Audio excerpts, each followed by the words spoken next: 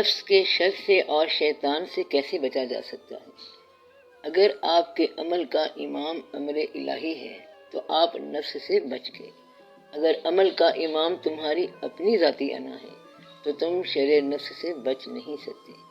شیطان کی تعریف یہ ہے کہ وسوسہ ڈالنا، دین میں وسوسہ، کدھر کو جانا ہے، رہنا تو ادھر ہی ہے، وسوسہ ہوتا ہے۔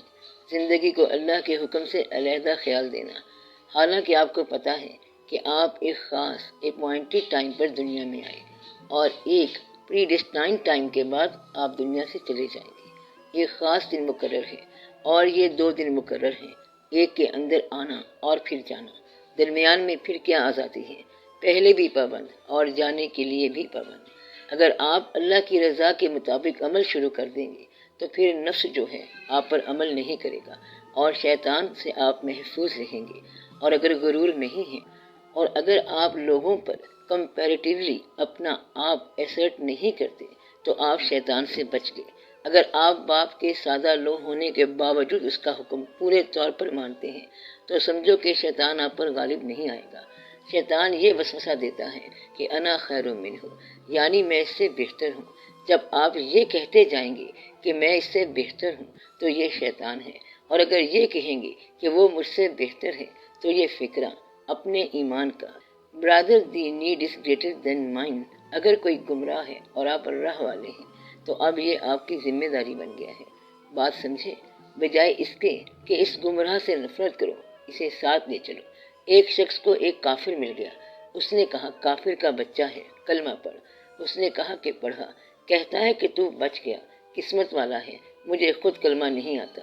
تو بات اتنی ساری ہے، اسے کلمہ پڑھانا چاہتے ہو اور خود راستہ نہیں جانتے۔ اگر راستہ جانتے ہو تو اسے راستے پر پہنچا دینا ہی کافی ہے، سفیشینٹ ہے۔ لہٰذا کسی کو گمراہ کہنے سے پہلے اپنی راہبری دکھا۔ جو شخص دوسرے کو گمراہ کہتا ہے اور راستہ نہیں دکھاتا وہ خود گمراہ ہے۔ کہتا ہے تم اندھیرے میں ہو، وہ کہتا ہے کہ چراغ صاحب بولو، تم چراغ بولتے نہیں ہو، اور اسے کہتے ہو کہ تو اندھیرے میں ہے، پہلے تو روشنی دکھا۔ اگر تو کہتا ہے کہ تو ظالم ہے، اگر تو کہتا ہے کہ ظالم ہے، اگر اس کو پتہ نہیں، تجھے پتہ ہے تو اسے بتا دے۔ کہتا ہے کہ میں خود بھی نہیں جانتا، اس لیے ان باتوں کا خیال رکھو۔ شیطان سے بچنے کا آسان طریقہ ہے کہ یہ فکرہ دل میں نہ آئے کہ انا خیر منہ، میں اس سے بہتر ہوں۔ شیطان سے بچنے کا آسان طریقہ یہ ہے کہ جس نعمت پر تمہیں فخر یا خوشی ہوتی ہے اس نعمت کو لوگوں کے استعمال میں آنے دو۔ اگر تم پیسے والے ہو تو اپنا پیسہ غریبوں کے کام آنے دو، اس طرح شیطان سے بچ جاؤ گے۔ شیطان وسوسہ پیدا کرے گا، آپ کے دین میں آپ کا اعتبار ختم کر دے گا۔ شیطان عام طور پر ایک آدمی کے روپ میں ہوتا ہے جو تمہیں ٹکل کرتا رہتا ہے، اس کو چھوڑو۔ شیطان سے بچنے کا آسان طریقہ ہے ذکر۔ کہتے ہیں کہ ذکر ایک ایسی چیز ہے، ذکر میں انہماک ایک ایسی چیز ہے کہ شیطان بھاگ جاتا ہے اور نفس بھی کنٹرول ہو جاتا ہے۔ نفس کو کنٹرول کرنے کا، تزکیہ نفس کا آسان طریقہ کیا ہے؟ ذکر۔ ذکر میں گم ہو جانا۔ تیری یاد میں ہوا جب سے گم، تیرے گم شدہ کا یہ حال ہے کہ نہ دور ہے نہ قریب ہے، نہ فراق ہے نہ وصال ہے۔ پھر اس کی یاد میں ایسا گم ہوا کہ نفس کی بات ختم ہو گئی۔ تو جب تک آپ کسی کی یاد میں اور خیال میں گم نہیں ہوتے ہیں نفس سے بچنا مشکل ہے۔ نفس سے آپ یکتائی کے ذریعے بچتے ہیں، یکسوئی کے ذریعے بچتے ہیں۔ ایسا آدمی جب جا رہا ہوتا ہے تو اس کو باقی چیزوں کا پتہ ہی نہیں ہوتا۔ دیکھا تم نے دنیا میں کتنے گناہ ہو رہے ہیں، وہ کہتا ہے مجھے پتہ ہی نہیں، مجھے صرف اللہ کا خیال ہے۔ ایک بزرگ پیغمبر کی بات سنو۔ نوح علیہ السلام کے بارے میں کہتے ہیں کہ آپ کی زندگی 900 سال یا 1100 سال تھی، 1400 سال بھی لکھتے ہیں۔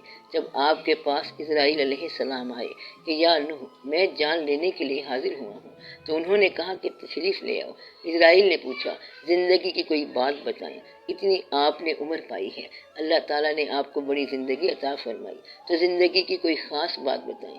آپ ایک درخت کے نیچے کھڑے تھے، وہاں سے دھوپ میں ہو گئے، پھر کہتے ہیں کہ زندگی اتنی ساری تھی کہ درخت کے نیچے بیٹھے تھے اور پھر دھوپ میں آ گئے، اور سچ پوچھو تو ہم نے یہ تیرے انتظار میں گزاری ہے، یعنی وہ سارے سال تیرے انتظار میں گزارے ہیں۔ کہتے ہیں کہ نوح علیہ السلام نے زندگی میں مکان نہیں بنایا کہ جانے زندگی کب ختم ہو جائے۔ آپ بات سمجھے، زندگی جو ہے وہ اس کے انتظار میں ایسے ہو کہ کسی بھی وقت دروازہ کھڑکے اور وہ آ جائے۔ جب آپ اس کے انتظار میں تیار ہوں تو سمجھ لو شر نفس سے بچ گئے۔ جب وہ اچانک آ کے جھپٹے گا تو آپ شر نفس میں مبتلا ہوں گے۔ اگر آپ زندگی چھوڑنے کے لیے تیار ہیں تو آپ بچ گئے، اگر زندگی چھین لی جائے تو آپ ابھی بچے نہیں۔ اس لیے نفس سے بچنے کا ایک آسان طریقہ یہ ہے کہ آپ کسی دوست کو ساتھ لے لو، اس طرح نفس سے بچ جاؤ گے۔ کسی ساتھی کو ساتھ لے لو، کسی بزرگ کا کہنا ماننا شروع کر دو، اللہ کے عمل کے تابع ہو جاؤ، درود شریف پڑھنے لگ جاؤ۔ درود شریف جب وارد ہو گیا تو آپ نفس سے بچ گئے۔ نفس کی دو خرابیاں ہوتی ہیں، اگر یہ دو خرابیاں نہ ہوں تو آپ نفس سے بچ جائیں گے۔ ایک یہ کہ نفس جو ہے یہ جسمانی مسرتوں کی تمنا کا نام ہے۔ اگر جسمانی مسرتوں کی تمنا کمزور کر دو یا کنٹرول کر لو تو نفس کے شر سے بچ جاؤ گے۔ شیطان سے بچنے کا آسان طریقہ یہ ہے کہ اپنے دین پہ وسوسہ نہ آئے اور یقین آ جائے کہ یہی دین برحق ہے، تو شیطان سے آپ بچ جاؤ گے۔ شیطان کا کام شر پیدا کرنا اور اللہ کی رحمت سے مایوس کرنا ہے۔ اللہ کی رحمت سے مایوس ہونے کا مطلب یہ ہے کہ تمہیں اپنا مستقبل یقین میں نظر نہیں آتا۔ اس شخص کو اپنے مستقبل میں شک پیدا ہو جائے تو وہ سمجھ لے کہ شیطان کی گرفت میں ہے۔ شیطان اندیشہ پیدا کرتا ہے، ہم تو کلمہ پڑھ پڑھ کے تھک گئے، کیا بنا ہمارا؟ 6 سال سے نماز پڑھتے جا رہے ہیں، ایک گاڑی مانگی ہے اللہ سے، نماز کا گاڑی کے ساتھ کیا تعلق؟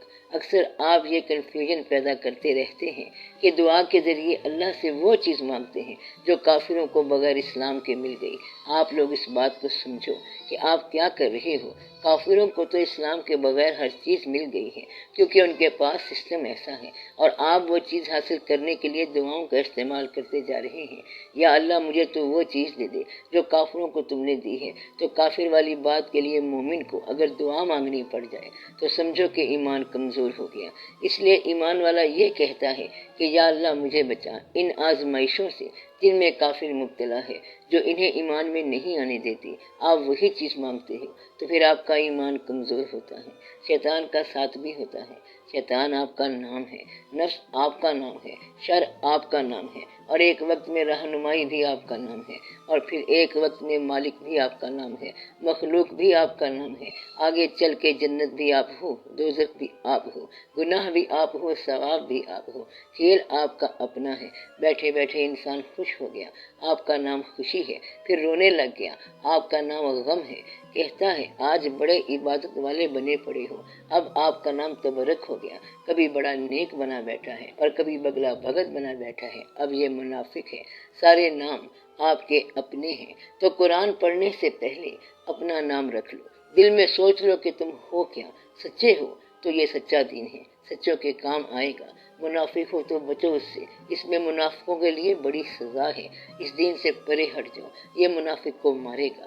کہتا ہے کہ میں مومن ہوں، سچ بولتا ہوں، امانت کا خیال رکھتا ہوں۔ مومن ہو تو دھیان کرنا، باقی مومنوں کے لیے دعا کرنا۔ کہتا ہے کہ ان سے تو میں نفرت کرتا ہوں، پھر تو بچ جا اس دین سے کیونکہ باقی مومن تمہیں قابل نفرت نظر آتے ہیں۔ تو کہتا ہے کہ میں اس میں اکیلا ہی رہوں، اور وہ جو مالک ہیں وہ لوگوں کو دین میں جمع کر رہے ہیں۔ یدخلون فی دین اللہ افواجا، ادھر سے وہ دین میں فوجیں اکٹھی کر رہے ہیں اور ادھر سے تم بھگا رہے ہو۔ وہ بلائے جا رہے ہیں اور یہ بھگاتا جا رہا ہے۔ یہ کہتا ہے کہ حضور پاک صلی اللہ علیہ وسلم کا کلمہ نہ پڑھنے والوں، حضور پاک صلی اللہ علیہ وسلم کا غیب کا علم نہ ماننے والوں، تمہاری زندگی بھی کیا ہے؟ الصلاۃ والسلام علیک یا رسول اللہ کسے سنا رہے ہو؟ اگر تم رسول اللہ صلی اللہ علیہ وسلم کو سناتے تو اور بات تھی، یہ تو تم کسی بندے کو سنا رہے ہو۔ یہ ہے ٹریجڈی آف ماڈرن ٹائمز۔ یہ کیا ٹریجڈی ہے؟ اگر کوئی نعت کہتا ہے تو کسی بندے کو سناتا ہے۔ یہ حضور پاک صلی اللہ علیہ وسلم کے نام کی نعت ہے۔ اب تو حضور پاک صلی اللہ علیہ وسلم کو سنا، مگر وہ نہیں سنائے گا۔ کہتا ہے میں نے یہ شعر عرض کیا ہے، سنا کس کو رہا ہے؟ جلسے کو، ان کی تسکین کے لیے۔ تو اگر نعت کا شعر ہے، حضور پاک صلی اللہ علیہ وسلم کے لیے کہا گیا ہے، تو لوگوں کو تو ابلاغ ہو جائے گا، خود بخود سمجھ آ جائے گا۔ اس لیے خیال یہ رکھو کہ انتشار تمہارا اپنا نام ہے۔ اگر تم انتشار سے بچ جاؤ تو وحدت فکر پیدا ہو جائے گی۔ وحدت فکر پیدا ہو گئی تو وحدت عمل کا پیدا ہونا بہت آسان ہے۔ وحدت عمل پیدا ہو گئی تو 10 دفعہ آپ کامیاب ہو۔ ایک آخری بات سن لو، غلام ہندوستان میں، غلام مسلمان چند لاکھ بے سر و سامان تھے، مگر انہوں نے پاکستان بنا لیا۔ یہ ہے وحدت امر، اور آپ 10 کروڑ آزاد مسلمان، طاقتور مسلمان، سرمایہ پرست مسلمان، سرمایہ مست مسلمان، ہر شے آپ کے پاس موجود ہے۔ ہندوستان میں آج بھی اتنے مسلمان ہیں جتنے پہلے تھے۔ بنگلہ دیش مسلمانوں کا ہے، مگر اب کیا ہے؟ ڈر ہے۔ وہ مسلمان جو تھے انہیں ڈر نہیں تھا، انہوں نے پاکستان بنایا۔ کن لوگوں نے؟ ان تھوڑے سے لوگوں نے۔ اور آپ ڈر رہے ہو کیونکہ شر آپ کے پاس موجود ہے، اس لیے کہ آپ کا یقین کمزور ہو گیا۔ آج آپ اپنے ہی گھر میں ڈر رہے ہو، اس کی وجہ یہ ہے کہ آپ کے اندر وحدت فکر ختم ہو گئی ہے۔ وحدت فکر تب ختم ہو جاتی ہے جب آپ جمع مال و عددہ مال جمع کرتے جا رہے ہو اور گنتے جا رہے ہو۔ کل تک آپ کے بڑوں کے پاس کچھ نہ تھا، اور آج کل آپ خدا جانے کیا سے کیا ہو گئے، اپنے آپ کو کیا سے کیا سمجھتے ہو۔ کوئی آدمی یہ نہیں کہتا کہ ہماری پچھلی نسل غریب تھی، یہ ماننا بڑا مشکل ہو رہا ہے۔ غریب ماننے کو آپ تیار نہیں ہو، اور امیر ہونے کا ثبوت نہیں ملتا۔ امیر وہ جو غریب کے کام آئے۔ امیر کون ہے؟ غریب کو دکھانے کے لیے نہیں، بلکہ غریب کے کام کرنے کے لیے۔ آپ کی گاڑی ہوتی ہے تو مٹی اڑانے کے لیے ہوتی ہے، اور غریبوں کو دکھانے کے لیے ہوتی ہے، غریبوں پر رعب کے لیے ہوتی ہے۔ مال ہوتا ہے تو صرف تماشا کرنے کے لیے، دکھانے کے لیے ہوتا ہے، اور یہ بات جمیع مسلمانوں کے لیے کمزوری کا باعث ہے۔ آپ کیا کیا کرو؟ آپ دوسروں کی خدمت کیا کرو۔ مسلمان کون ہے؟ آپ کے علاوہ سارے ہیں۔ آپ کب ہوں گے؟ جب آپ ان کی خدمت کرو۔ آپ کب مسلمان ہوں گے؟ جب وہ سامنے والی ان لوگوں والی مسجد بھی ٹھیک ہے، جب سب ٹھیک ہے، ورنہ موقع ملے تو آپ سب کو اڑا کے رکھ دو گے۔ وہ دوسروں والی مسجد، وہ دوسرا عقیدہ ہے، پتہ نہیں کون ہیں یہ لوگ اور کیا کہتے ہیں۔ توبہ کیا کرو اس بات سے۔ میں آپ کو ایک مثال دے رہا ہوں، اسے یاد رکھنا۔ ایک جگہ مسجد میں نماز پڑھنے کا اتفاق ہوا، ایکچوئل واقعہ ہے یہ۔ مغرب کی نماز تھی، مسجد بھی کوئی بہت بڑی نہیں تھی، وہ چھوٹی سی تھی، خوبصورت مسجد تھی، سب لوگ نماز پڑھ رہے تھے، جماعت ہوئی۔ ادھر سے میں لاسٹ میں دوسری صف میں کھڑا تھا، اتنے میں کوئی مسافر آیا، ہاتھ میں سامان تھا۔ امام نے کہا غیر المغضوب علیہم ولا الضالین، سب نے اونچی آواز میں کہا آمین۔ وہ مسافر بولا لا حول ولا قوت الا باللہ، اور سامان اٹھا کر بھاگ گیا۔ اب اسے کون روکے کہ جماعت ہو رہی ہے؟ اسے یہ سکھایا گیا تھا کہ جہاں اونچی آمین ہوتی ہے وہاں لا حول ولا قوت پڑھا کرتے ہیں۔ یہ ہے آپ کی پروڈکشن کہ آپ بریلوی ہو، اور آپ لوگوں نے اپنے طبقہ خیال کو سکھایا کہ جہاں اونچی آمین ہو وہاں سے بھاگ جایا کرتے ہیں۔ جو لوگ اذان سے پہلے درود نہیں پڑھتے آپ انہیں کافر کہتے ہو۔ اگر اذان ہم حضور پاک صلی اللہ علیہ وسلم کے اتباع میں کہہ رہے ہیں تو جو اذان آپ کے زمانے میں کہی گئی وہی کہو۔ اگر اس وقت اذان سے پہلے درود کہا گیا تو آپ کہو۔ اگر جو اذان بلال رضی اللہ تعالیٰ عنہ نے کہی اس سے پہلے درود کہا گیا تو آپ کہو۔ تو جو بات کہی گئی ہے اس کے مطابق چلو، اس لیے نہ وہ اس بات میں آئیں اور نہ آپ اس بات میں آئیں۔ میں بار بار کتابوں میں لکھ کے آپ کو بتا رہا ہوں کہ مسجد سے لاؤڈ سپیکر نکال دو، مسجدیں آباد ہو جائیں گی۔ لاؤڈ سپیکر لگا ہوا، ٹیپ ریکارڈر لگا کے گھر چلے جاتے ہیں۔ اکثر ایسا واقعہ ہو جاتا ہے کہ ٹیپ لگے ہوئے ہیں۔ کیا پرانے زمانے میں محلے کی مسجد کی آواز نہیں آیا کرتی تھی؟ ایک باریک سی آواز والا بابا پکارا کرتا تھا اور سب کو اذان کی آواز آتی تھی۔ سب کشا چلے جا رہے ہیں۔ آپ کی رات پوری طرح سیرگاہوں میں گزرتی ہے، اس لیے آپ کے پاس وہ واقعہ نہیں ہے۔ صبح قرآن پڑھنے کی بجائے اخبار پڑھنے کی مصیبت ہوتی ہے۔ کیسے واقعات ہیں؟ پریزیڈنٹ رہتے ہیں کہ نہیں رہتے، پتہ نہیں جمہوریت آتی ہے کہ نہیں آتی، پتہ نہیں کیا ہونے والا ہے۔ اس بات کو سمجھو کہ کیا ہونا ہے اور کیا نہیں ہونا۔ چل سو چل کا میلہ ہے، ہر آدمی جو آ رہا ہے اس نے چلے جانا ہے۔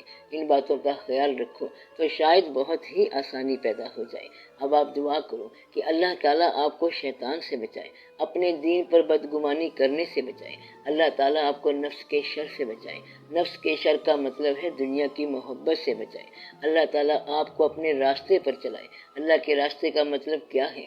اللہ کے پسندیدہ لوگوں کا راستہ۔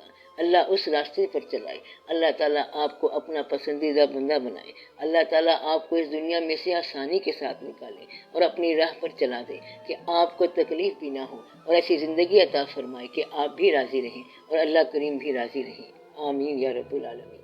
صلی اللہ تعالی علی خیر خلقہ و نور عرشہ سیدنا و مولانا حبیبنا و شفیعنا محمد و آلہ و اصحابہ اجمعین برحمتک یا ارحم الراحمین۔